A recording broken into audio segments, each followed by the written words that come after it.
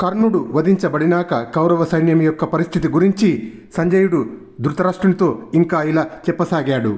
పరాక్రమవంతుడైన అర్జునుడు కురు రథసేనపై దాడి చేశాడు. మహారథుడైన సాత్యకి, నకుల సహదేవులు ఉత్సాహంతో దుర్యోధనుడి బలాన్ని సంవరిస్తూ వేగంగా శకునిపైకి దాడి చేశారు.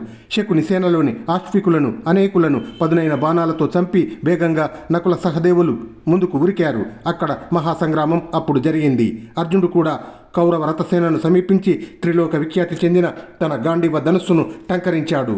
తెల్లని గుర్రాల రథంతో కృష్ణ సారథ్యంలో వస్తున్న అర్జునుడిని చూసి కౌరవ సైనికులు భయంతో పారిపోయారు. ఇంకా 20,000 మంది కాల్బలంతో ఎందరో రథాలను కోల్పోయారు. ఎందరో బాణాలతో గాయపడ్డారు. పావురాల వన్నెగల గుర్రాలతో కాంచన వృక్ష శిఖనం గల ధ్వజంతో వచ్చిన దృష్టదుమ్నుణ్ణి రణభూమిలో చూసి కౌరవ సైనికులు భయంతో పరుగులు పెట్టారు.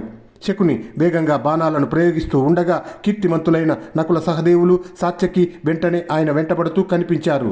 చేకితానుడు, శిఖండి, ద్రౌపది కొడుకులు కౌరవ సైనికులను సంవరిస్తూ శంఖాలను పూరించారు.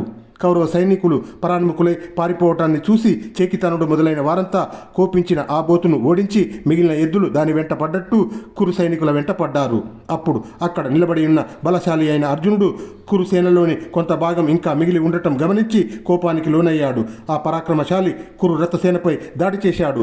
త్రిలోక విఖ్యాతి చెందిన తన గాంధీవ ధనుస్సును టంకరింపజేశాడు. ఆపై వెంటనే బాణాలను వారిపై కురిపించాడు. అంతా చీకటి క్రమ్మింది. ఏమీ కనిపించటం లేదు. లోకమంతా అంధకారం కాగా భూమి అంతా ధూళిమయం కాగా కౌరవ యోధులందరూ భయంతో పారిపోయారు.